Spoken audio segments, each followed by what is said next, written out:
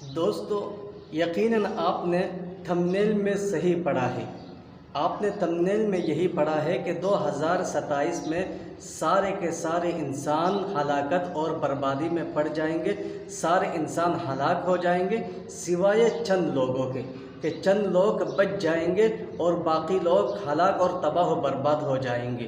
یہ صرف 2027 میں نہیں ہے بلکہ 2023 میں بھی سارے کے سارے لوگ، دنیا کے آدھا انسان ہلاک اور تباہ و برباد ہو جائیں گے، مگر کچھ لوگ کامیاب رہیں گے۔ اب آپ بھی اگر کامیابی چاہتے ہیں، کامیاب ہونا چاہتے ہیں، تو یہ ویڈیو آپ کے لیے ہے۔ دوستو، آپ کامیاب کس طرح ہو سکتے ہیں؟ سب سے پہلے اگر آپ کامیاب ہونا چاہتے ہیں تو آپ کو اپنی زندگی کا جائزہ لینا پڑے گا، اپنے ارد گرد ماحول کو دیکھنا پڑے گا، اپنے معاشرے میں نظر رکھنی پڑے گی، اور یہ جو آسمان و زمین کی خلقت ہے اس میں غور و فکر کرنا پڑے گا۔ یہ جو دن رات کا تسلسل ہے اس میں غور و فکر کرنا پڑے گا۔ یہ جو سمندر کا نظام ہے اس میں نظر رکھنی پڑے گی۔ یہ جو صبح سورج طلوع ہوتا ہے اور شام کو غروب ہو جاتا ہے، یہ کیوں ہوتا ہے، کس طرح ہوتا ہے، کس لیے ہوتا ہے، اس میں غور و فکر کرنا پڑے گا۔ اگر آپ کامیاب ہونا چاہتے ہیں تو آپ کو اپنی ذات پر، اپنے نفس پر، اپنے وجود پر غور و فکر کرنا پڑے گا۔ آپ کو یہ دیکھنا پڑے گا کہ یہ جو دنیا کا نظام ہے یہ کس طرح چل رہا ہے، یہ وجود میں کس طرح آیا ہے۔ آپ کو ان تمام باتوں پر نظر رکھنی پڑے گی۔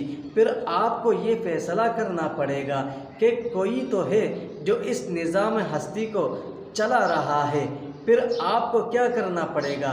اس نظام ہستی کو چلانے والی ذات پر ایمان لانا پڑے گا، اللہ تعالیٰ کی وحدانیت کا اقرار کرنا پڑے گا، اللہ تعالیٰ کی ربوبیت کا اقرار کرنا پڑے گا، اللہ تعالیٰ کی ذات کی معرفت حاصل کرنی پڑے گی۔ پھر اللہ تعالیٰ کی ذات پر جب آپ ایمان لاؤ گے، گویا کہ یہ کامیابی کی پہلی سیڑھی ہے۔ کامیابی کی دوسری سیڑھی پر چڑھنے کے لیے آپ کو اچھے اعمال کرنے پڑیں گے، نیک اعمال کرنے پڑیں گے۔ نماز، روزہ، زکوٰۃ، حج، یہ اچھے اعمال ہے، نیک اعمال ہے۔ آپ کو پڑوسیوں کے ساتھ حسن سلوک کا برتاؤ کرنا پڑے گا، آپ کو والدین کا ادب احترام کرنا پڑے گا، آپ کو دوسروں لوگوں کے ساتھ اچھا رویہ کے ساتھ پیش آنا پڑے گا، آپ کو کاروبار میں امانت کی پاسداری کرنی پڑے گی۔ جب آپ نیک اعمال کرو گے تو گویا یہ کامیابی کی دوسری سیڑھی ہے۔ کامیابی کی تیسری سیڑھی پر چڑھنے کے لیے آپ کو حق بات کی تلقین کرنی پڑے گی۔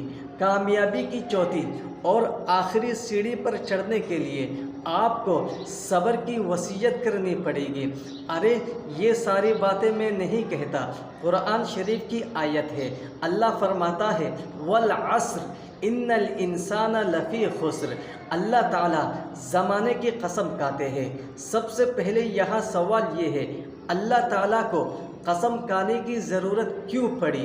اللہ تعالیٰ کو قسم کھانے کی ضرورت اس لیے پڑی تاکہ لوگ متوجہ ہو جائے کہ اللہ کی ذات قسم کھا رہی ہے۔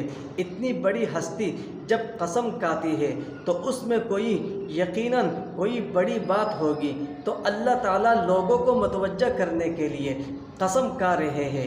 دوسرا سوال یہ پیدا ہوتا ہے، اللہ تعالیٰ عصر اور زمانہ کی قسم کیوں کھا رہے ہیں؟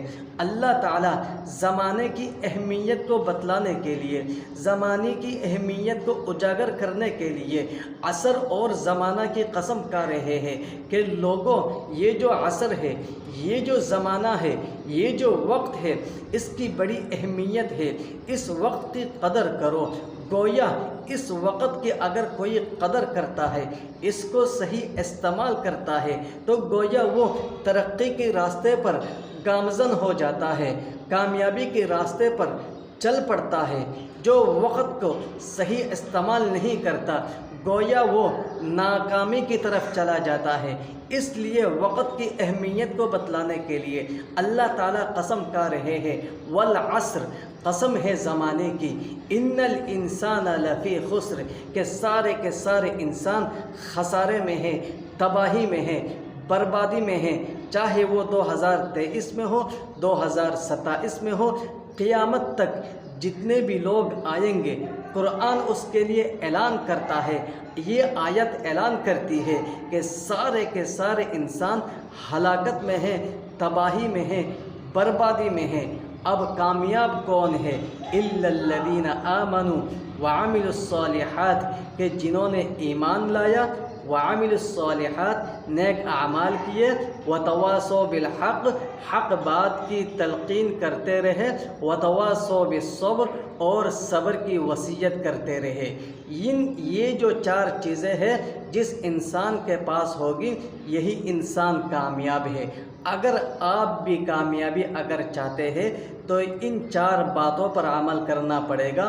اللہ کی ذات پر ایمان لانا، اچھے اعمال کرنا، نیک اعمال کرنا، حق بات کی تلقین کرنا، اور صبر کی وصیت کرنا۔ یہ 4 چیزیں ہیں جو کہ کامیابی کی کنجی ہے۔ اس کے علاوہ جو کامیابی ہے وہ عارضی ہے، وہ عارضی کامیابی ہے۔